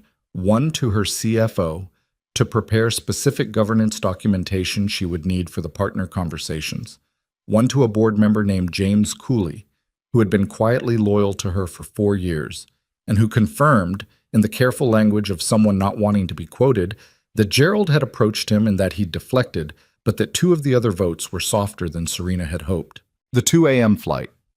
8 hours over the Pacific with her laptop open and a cold coffee going stale at her elbow and the particular fluorescent sleeplessness of a long-haul cabin at night. She drafted 3 separate communications, 1 for each institutional partner, that were legally precise, operationally specific, and carried the exact tone of someone who was not afraid but who understood the seriousness of the situation and expected to be taken seriously in return. She also drafted a governance memo outlining, in specific structural terms, The complete independence of the Vail Group's decision-making authority from any DeLuca Holdings entity, the existing firewalls, the board composition, the operational chain of command. She had her general counsel review it via email while she was still in the air, received redlined revisions at 30,000 feet, incorporated them, and had a clean version ready before the plane touched down at JFK. She was in the car from the airport when Patricia called to tell her that Gerald Fitch had called the board meeting for 8 a.m. the following morning, less than 16 hours away. "He moved it up," Serena said. "He's rattled. He thinks if he waits, you'll get to Eleanor." "I will get to Eleanor." "His calculation is that if he moves fast enough, his calculation is wrong." She looked out the window at the Brooklyn-Queens Expressway, the familiar gray industrial sprawl of the city's approach, and felt the specific sensation of being home in a situation that had no comfort in it. "Get me Eleanor Marsh's direct line. I'm going to her apartment." "Serena, it's 7:15 in the evening." "I know what time it is." A pause. "She's going to know Gerald sent you." "Good. I want her to know, because when she sees me at her door instead of a lawyer or a proxy or a letter from Gerald's office, she'll understand that I'm not managing this from a distance and that I'm not afraid of showing up in person." She switched her phone to the other ear. Eleanor Marsh spent 30 years as an operational executive before she joined this board. She respects people who show up. Get me the address. Eleanor Marsh lived on the Upper West Side in an apartment that was exactly what you'd expect from a 70-year-old woman who had run a logistics company for 3 decades. Organized, functional, undecorated except for things that mattered to her personally. Bookshelves that looked like Patricia's bookshelves. She opened the door in her home clothes with a glass of something amber in her hand and looked at Serena on her doorstep with the expression of someone who had been expecting this and had not yet decided what to do about it. "Gerald called me an hour ago," she said. "I know. He's scared." "I know that too." Serena stood in the doorway. "I'm not asking you to ignore legitimate concerns, Eleanor. I'm asking you for 30 minutes. Eleanor Marsh looked at her for a long moment. Then she stepped back from the door. Serena sat in Eleanor's living room and laid out the documentation. The governance memo, the legal structure of the capital injection, the specific, demonstrable independence of the Vail Group's operational authority. She was precise, and she was fast, and she did not apologize for the marriage or the arrangement, because apologizing would have read as weakness in front of this particular woman, and weakness was not something she could afford. Eleanor asked hard questions. Serena answered them. 40 minutes in, Eleanor set down her glass and looked at Serena directly. "Tell me one thing. Not the legal version. Not the governance version." She held Serena's gaze. "Is this company still yours?" Serena looked back at her without blinking. "Yes," she said. "It is. Is that man going to be a problem for this board? He has never made a single decision regarding the Vail Group's operations. He has never attended a board meeting. He does not have a seat at this table, and he has never asked for one." She kept her voice steady. "My grandfather built this company. I run it. That is not going to change." Eleanor was quiet for a moment. Then, "I'll tell Gerald I'm not available for his meeting tomorrow morning." Serena released a breath she had been holding since Kyoto. "Thank you." "Don't thank me. Go fix this." She fixed it. The 3 partner calls happened between 9 and 11 the following morning, with the governance documentation shared in advance and the CFO on standby for technical questions.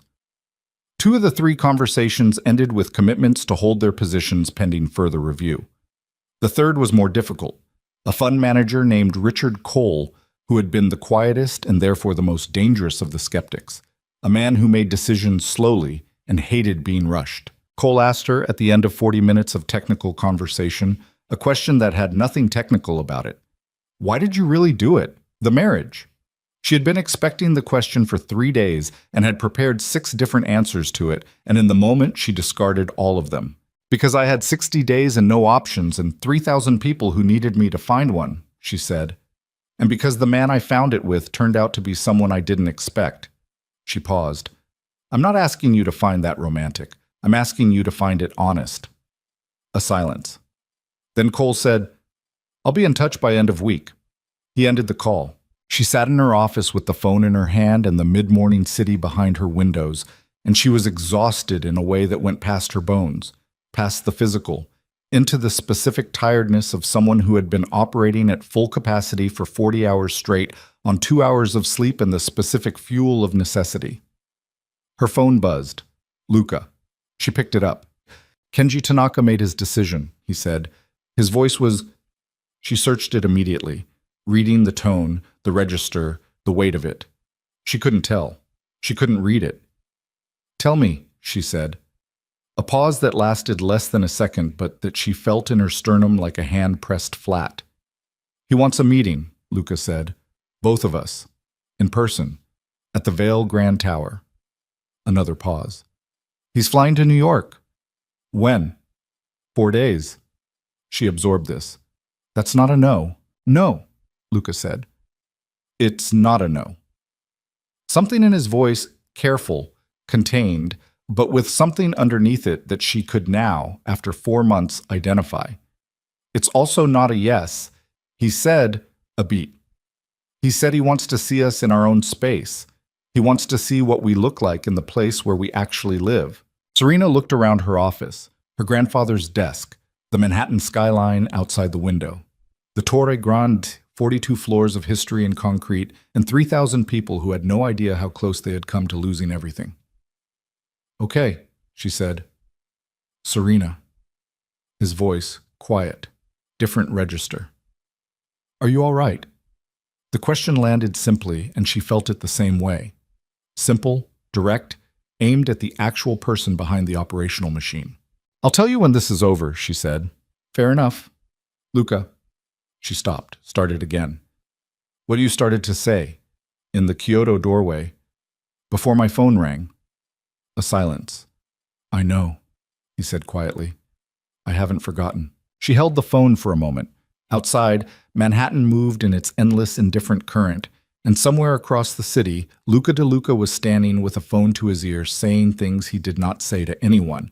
And the company her grandfather had built with blistered hands was still standing, and she had 4 days to prepare for the meeting that would determine whether all of it survived or fell apart. And in the middle of all of it, underneath the governance memos and the board votes and the 60-day window, something that had no clean name was pressing against the inside of her chest with the specific insistence of a thing that would not stay filed away much longer. 4 days, she said. 4 days, he agreed. She hung up.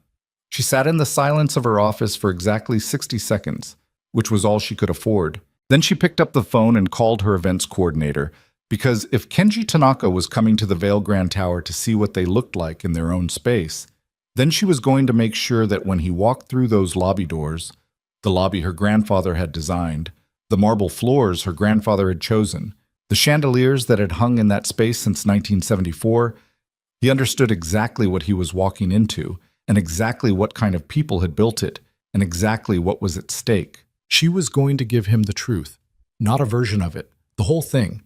And if that wasn't enough, if 4 months of something real that had started as something calculated was not sufficient evidence for a man who had married a stranger and loved her for 41 years, then she would have done everything she could do, and she would have done it honestly, and that would have to be. The 4 days were not enough, and they were exactly enough, and Serena spent all of them working in the specific way she worked when the stakes were at their highest. Not frantically, but with the total absorption of someone who had narrowed their entire existence down to a single point of focus, and was pouring everything they had through that point. She had the tower's grand ballroom prepared, then changed her mind and had it undone. Kenji Tanaka was not coming for a performance. He was coming to see what they looked like in their own space, and the Vale Grand Tower's own space, its genuine space, the one that existed when no one was staging anything, was the lobby. The lobby her grandfather had designed in 1974 with its marble floors and the 2 chandeliers he'd had shipped from a workshop in Prague, and the long mahogany reception desk that had been refinished 3 times over 50 years but never replaced, because her grandfather had said that some things should show their age honestly. She had the lobby cleaned and the flowers arranged. Not elaborate, just the seasonal arrangement that the tower's head florist did every Monday morning, as a matter of course. She had the staff briefed, not with specific instructions about how to behave, but with the simple information that an important guest was coming and that she wanted everything to run exactly as it always ran. No performance, just the place, being itself. She was standing in the lobby at 10 in the morning on the fourth day, running through the sequence of the meeting in her head, when the elevator opened and Luca walked out. She hadn't seen him since Kyoto. 4 days of phone calls and texts and the specific intimacy of two people managing a crisis in parallel. She'd known, in the abstract, that he was back in the city, that he was preparing his own elements of the meeting, that he had spoken with his legal team about the Tanaka documentation and what could be presented to address the concerns. But she hadn't seen him, and now he was crossing the lobby toward her in a dark suit, and she watched him come. And she felt something settle in her chest, the way things settled when they found the place they'd been looking for. He stopped a few feet away, looked at the lobby, looked at her. "You didn't stage it," he said. "No." "Good." He looked around again. The marble, the chandeliers, the morning light coming in through the front doors, two staff members moving quietly at the reception desk, a guest checking out near the concierge stand, the quiet, everyday life of the place. This is what he needs to see. "I know." She paused. "You look tired." "I am tired." He said it simply, without qualification. 4 days of damage control from the Vanessa situation, plus the Tanaka preparation, plus... He stopped. Plus what? He looked at her directly. Plus 4 days of being in the same city as you and not being able to finish the conversation we've been not finishing for approximately 2 months. The lobby moved around them. The quiet industry of a hotel in its morning rhythm, people coming and going, luggage on brass trolleys, the distant sound of the restaurant. Serena looked at him and thought about Kyoto and the lanterns in the garden and the doorway and the 4 months before that. The early mornings and the coffee and the gala and his hand at the small of her back and the word subject in cold black type and the way he'd stood in the corridor outside her room and said, "I'm sorry," with the plainness of a man who didn't use that word lightly. "After," she said. "We finish it after." He held her gaze for a moment. Then he nodded. "After." Kenji Tanaka arrived at 11:15 with 2 members of his family's business team, his son, Hiroshi, who managed the international division, and a senior advisor whose name was Nakamura, and whose function appeared to be the careful, comprehensive observation of everything that happened in any room he entered. Serena met them at the door. She shook Kenji's hand and looked him in the eyes and said, "Welcome to the Vale Grand Tower. This was my grandfather's first property. He built it in 1971. Kenji Tanaka looked up at the lobby, the chandeliers, the marble, the long, honest lines of a space that had been built to last. "How old were you when he died?" he said. 17, she said. "I was in the room." He nodded once, and in that nod she understood that he understood something about legacy and loss and what it meant to run something that someone else had built with their hands. Luca was introduced. The 2 men shook hands with the careful formality of people who had heard enough about each other to arrive with their own assessments already formed and were now in the process of checking them. Kenji was precise and Luca was still, and Hiroshi watched his father the way children of powerful people watched them in important moments. Alert, deferential, reading. They moved to the private dining room on the mezzanine level, a room used for owner-level meetings and significant guests, with a window overlooking the lobby below, so that you could see the whole sweep of the ground floor, the chandeliers from above, the small movements of guests and staff.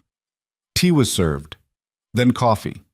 The conversation began in the careful, measured register of people who had things to say and were taking their time arriving at them. Hiroshi led the formal portion, questions about the Vale Group's governance structure, the operational independence of the company, the specific legal and organizational firewalls between Vale Group management and DeLuca Holdings entities. Serena answered each question with the precision of someone who had spent 4 days preparing exactly these answers, and then with the additional precision of someone who actually ran this company and knew every structural detail, not from a briefing document, but from daily experience. Nakamura, the advisor, wrote nothing. He watched everything. Kenji Tanaka said very little for the first 40 minutes. He drank his tea. He looked out the window at the lobby. He looked at Serena when she spoke, and at Luca when Luca spoke, and he looked at the space between them in the particular way he'd looked at it in Kyoto, reading something that wasn't in any document, Then Hiroshi finished his questions and there was a pause. And into the pause, Kenji Tanaka set down his teacup with the precise placement of a man who had decided something. In Kyoto, he said, you told me the truth when it would have been more convenient to tell me a story. He looked at Serena. I have been in business for 50 years. I have sat across from a great many people who told me stories. I have learned to recognize the difference. A pause. I respect what you did. Serena said nothing. She waited. I have also, Kenji continued, spoken this week with several people who know you both. Separately, without your knowledge. He looked at Luca briefly, then back at Serena. I spoke with Eleanor Marsh. Serena felt something move in her face, barely, just a slight adjustment of surprise. And Kenji saw it, and the corners of his eyes moved in what was, for this man, apparently the equivalent of a smile. She told me something interesting, he said. She told me that you came to her apartment at 7:15 in the evening, alone, without lawyers or intermediaries, and that you told her the truth about your situation without apologizing for it. A pause. She also told me something else. He waited. The room was very quiet.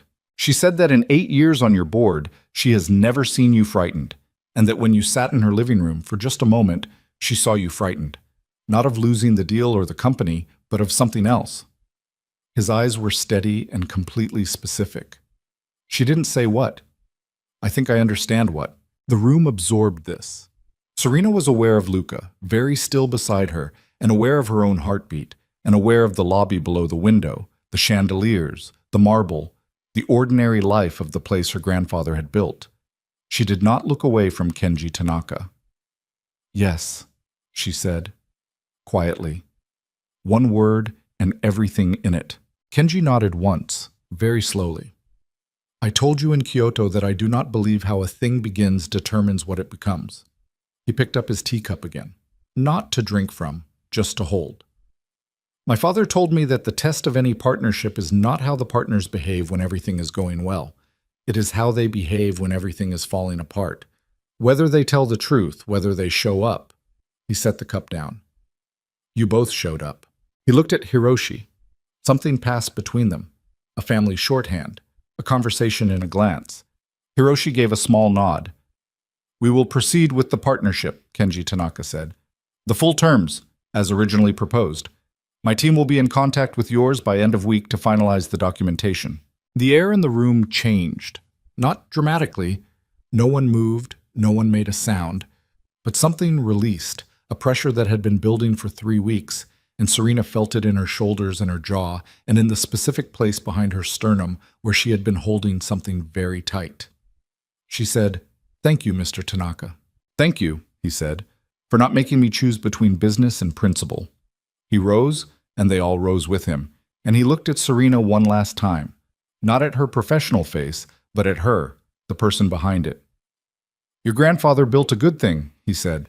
Don't be too careful with it. Good things need to be lived in. He left with Hiroshi and Nakamura, and their footsteps receded down the corridor, and then it was just Serena and Luca in the private dining room above the lobby. She stood at the window and looked down at the chandeliers and the marble and the ordinary Tuesday life of the place, and she breathed. Luca came to stand beside her, not close, but present, in the way he was always present, the way she'd gotten used to without having decided to. It's over, she said. Not a question, just the shape of it, spoken out loud so it could be real. The Tanaka part, he said. Yes. She turned to look at him. He was looking at the lobby, his profile in the midday light, and he had the particular quality he sometimes had in unguarded moments. Not the managed stillness of a man in operational mode, but something quieter. The face of someone who had been holding a great deal for a long time and was starting, slowly, to put it down. You said 4 days, she said, to finish the conversation. He turned to look at her. Yes. It's been 4 days. It has. The lobby hummed below them. A family with 2 children checked in at the reception desk, the children looking up at the chandeliers with the specific open-faced wonder of small people encountering something beautiful for the first time. One of the concierge staff, a man named Thomas who had worked for the Vale Group for 9 years and who her grandfather had hired personally, was pointing something out to them, smiling at whatever they said in response. Serena watched them for a moment. I went back through the contract last week, she said. Not for legal purposes. I just read it again. She paused. Clause 7. No emotional attachment. Professional distance maintained at all times. She looked at him. I was in violation by approximately month 2. Something moved in his face. Month 1, he said. For me. She looked at him. The coffee. The first morning, you came out at 5:45 and you didn't ask questions and you didn't perform anything and you just drank your coffee and went to work. And I thought, he stopped, started again. I thought, this woman is not going to be what I expected. And I was right. You were considerably worse. She almost laughed. It came out as something between a laugh and a breath, and the sound of it surprised her. Worse. You were impossible to categorize. You were running a crisis with one hand and reading Tanaka's financial history with the other, and managing your father's medical situation with a third hand you apparently manufactured from sheer necessity. And you did all of it without once asking me to help or complain or acknowledge that it was difficult, and it made me insane.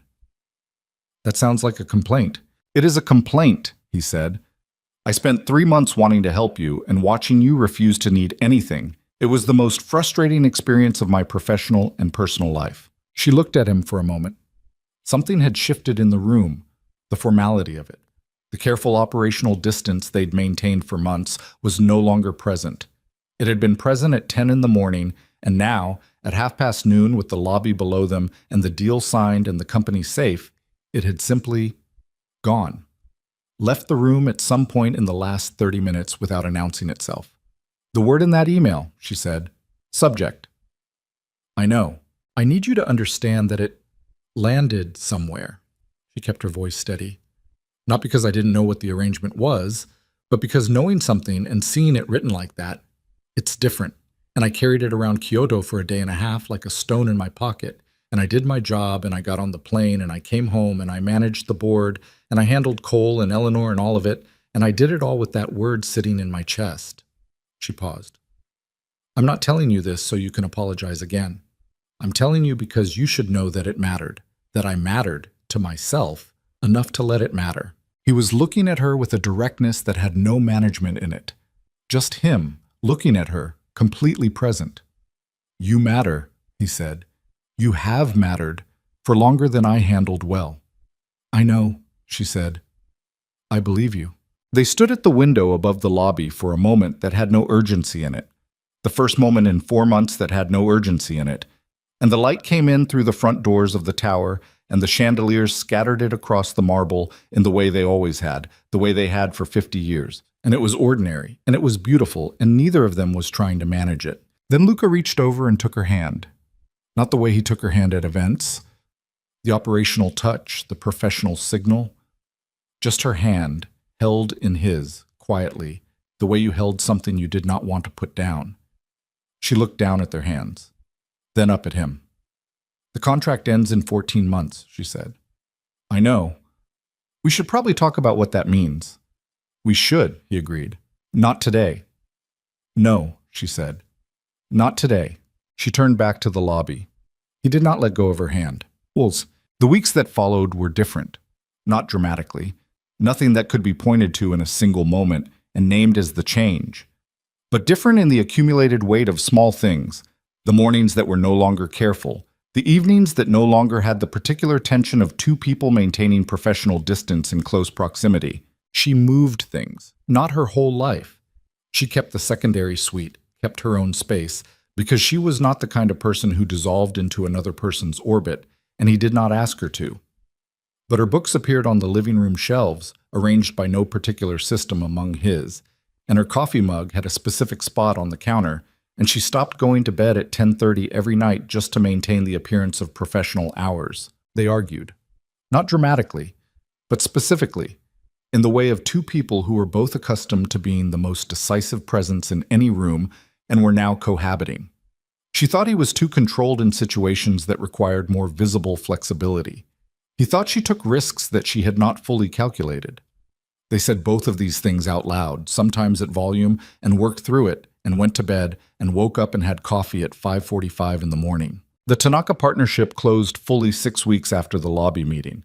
The documentation ran to several hundred pages, and the press announcement generated significant coverage. The Vail Group's international expansion, the DeLuca Network's entry into hospitality at scale, the partnership that analysts called unlikely and that people in the know called inevitable. Serena gave 2 interviews. Luca gave none, as was his practice. Richard Cole, the fund manager who had been the most difficult of the skeptical institutional partners, called her personally on the day the announcement ran. "I told you I'd be in touch by end of week," he said. "I'm late, but you were right. I'm increasing our position." "I appreciate that, Richard. I also want to say—" He paused, which was unlike him. "What you said on that call, about the man you found turning out to be someone you didn't expect. I've been doing this long enough to know that's not the kind of thing people say when they're managing a situation. That's the kind of thing people say when it's true." She was quiet for a moment. "It's true," she said. Gerald Fitch resigned from the board 3 weeks after the Tanaka announcement, citing a desire to reduce his commitments. She accepted his resignation without comment and began the process of finding his replacement, which she approached with the same rigor she applied to everything. Specific criteria, thorough vetting, no shortcuts. Vanessa. Nessa Moreau did not disappear. Serena had not expected her to. She remained a presence at the edges of their social world, at events, in the occasional press item, in the particular way certain people remained present without being invited. But she did not make another move. Whether that was because she had spent her ammunition or because she had recalculated, Serena didn't know and stopped trying to determine. Some problems you solved, and some you simply outlasted. Her father came to New York in May, well enough to travel in the careful, supervised way that his medical team permitted. He was thinner than he'd been a year ago, and he moved more slowly, but his eyes were the same. The eyes she'd inherited, her grandfather's eyes. The ones that noticed everything and gave very little away unless you knew where to look. She brought him to the tower on a Tuesday morning, and they walked through the lobby together the way she had walked through it as a child behind her grandfather, and he ran one hand along the mahogany reception desk and looked up at the chandeliers and stood in the middle of the marble floor for a long time without saying anything. Then he said, "You held it." "Yes," she said. "He helped you." Not a question. Yes. He nodded once. He was quiet for a moment, and she could see him processing something. The situation, the man, the fact of his daughter having made a decision he had not been consulted on and having made it correctly, or at least not wrongly, which in the circumstances was as close to correctly as anyone could have aimed. "Is he good to you?" he said finally. She thought about this. Not for long. The honest answer was available quickly, the same way honest answers usually were when you stopped performing and just looked at the thing directly. "He's difficult," she said, "and he's good." Her father looked at her with her grandfather's eyes and said nothing, and she understood that he understood, and they stood in the lobby for a while longer before going up to have lunch. Barshan. In September on a Sunday morning, Serena found the contract. She was looking for something else entirely. A folder of renovation specifications she'd filed in the safe in the study 6 months ago. And the contract was there, 47 pages in a manila envelope, the original signed version with both their signatures on the last page. She sat down on the floor of the study and read it. She read every clause, every provision, every piece of language that had seemed 7 months ago like the precise and necessary architecture of an arrangement between two strangers. The clause about professional distance, the clause about no emotional attachment, the clause about the 24-month exit and the mutual release and the confidentiality agreement and the termination conditions. She read the line about no love, no emotions, just business that hadn't made it into the legal language exactly, but had been the spirit behind every sentence of it. She sat on the floor for a while. Then she got up, walked into the living room where Luca was at his desk with the Sunday paper and a cup of coffee that had gone cold, which was a habit she had pointed out repeatedly and that he had not changed, and she held up the manila envelope.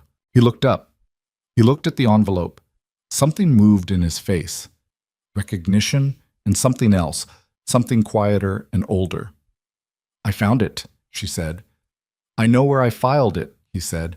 "I've left it there." She looked at him. "Why?" He was quiet for a moment. "Because I wanted you to be the one to decide what to do with it." She She looked down at the envelope. 47 pages of an agreement that had been designed to govern a temporary arrangement between two parties who had understood each other as variables and had turned out to be people. The document that had brought her into this apartment and into this man's life and into the specific shape of the days she now lived. The contract ended in 7 months. She looked at Luca. He was watching her with the particular stillness that she now knew was not coldness, but attention. His whole attention directed at her, waiting without pressure for whatever she was going to decide. She walked to the fireplace. It was September and not cold enough to have it lit, but the mechanism worked and she turned it on, the gas fire catching with a low sound, and she stood in front of it with the manila envelope in her hands. This had a clause, she said. Clause 7, no emotional attachment. I remember. We violated it comprehensively. Yes. It also had a clause about professional distance. She looked at him. I think the books on the shared shelves constitute a violation. Probably. And the coffee mug. Definitely the coffee mug. She looked down at the envelope, then she put it in the fire. The paper caught slowly at first, the corner darkening, the edge glowing orange, and then it took. And the 47 pages burned with the particular speed of things that are ready to go, and she stood and watched them and felt something she hadn't expected. Not relief, not ceremony, but something simpler. The specific lightness of a thing that no longer needed to exist. Luca came to stand beside her. She felt him rather than heard him. The particular weight of his presence, familiar now in the way that only things that have become genuinely yours become familiar. They watched the contract burn. When it was ash, she turned to look at him. He was already looking at her. 7 months, she said. That's when it was supposed to end. I know. I'm not interested in it ending in 7 months. He looked at her for a moment, and she saw it again, what she'd seen in the Kyoto doorway, underneath the management and the control, the actual person, the one who had shown up in her office with a cream-colored card and no appointment, and had turned out, against every reasonable expectation, to be someone she did not want to be without. Neither am I, he said. She nodded once. Then she turned back to the fire, which was dying down now, the last of the paper gone, just the low blue flame. I want a real one, she said, not a judge's chambers on a Tuesday. Something that people we actually know can attend. My father needs to be there. Yes, he said, he does. And Patricia, she'll complain about the venue whatever I choose, but she should be there. Agreed. And I want it here. At the tower. She looked up at him. In the lobby. Under the chandeliers. He looked at her. Something in his face shifted. Not the management, not the control, but something that had no tactical function, something that served no purpose other than being what it was. The lobby, he said. My grandfather's lobby, she said. Yes. He was quiet for a moment, and then he said, yes. And that was all, and it was enough. And the fire burned low between them, and Manhattan moved outside the windows. The city that had held her grandfather's dreams and her father's work, and her own long years of fighting to hold it all together. The city that did not care and did not stop and did not sentimentalize anything, but that had, in its indifferent way, given her this, the man standing beside her, and the work that mattered, and the specific ordinary weight of a Sunday morning that belonged entirely to them. She reached over and took his hand. He held it. Outside, September light moved across the city, golden and clear, and already edging toward the particular quality of autumn light, the light that came before the cold, that made everything briefly luminous before the long dark set in. She thought about her grandfather in 1971, pouring concrete with blistered hands, looking up at the steel skeleton of a building and seeing, in the space where the walls weren't yet, the shape of something that would last. She thought about the letter from First Continental Bank, face down on her desk, the first day of all of it. She thought about a cream-colored card with a single name in black type. She thought about a judge's chambers that smelled like old paper and 10:47 in the morning, and a question she'd answered without knowing what she was really answering. She thought about Kyoto and the lanterns and the stones in their pale sea, and what it felt like to stand in a doorway at midnight, knowing that something was about to become irreversible and choosing it anyway. She looked out the window at the September city, Manhattan glittering and indifferent and entirely itself. and she thought about what her grandfather had told her once, when she was 9 years old and standing in this same lobby looking up at the chandeliers. The thing about a good building is that it tells you the truth. Every crack, every mark. It's honest. You can trust a building that shows its age. She had tried for most of her adult life to be a building that showed nothing. She understood now that this was a form of dishonesty, that the cracks were not failure, that the marks left by difficulty and loss and the specific violence of caring deeply about things were not damage to be managed, but evidence of a life being genuinely lived. She had tried to build something with perfectly clean lines. What she had built instead had blisters in it. She was glad. The fire settled to its lowest register. Luca's hand was warm in hers. The lobby was 5 floors below, her grandfather's chandeliers throwing light across marble that had been walked on by 50 years of people arriving and departing and returning, carrying their luggage and their grief and their ordinary Tuesdays and their moments of unexpected grace. The contract was ash. Everything else remained.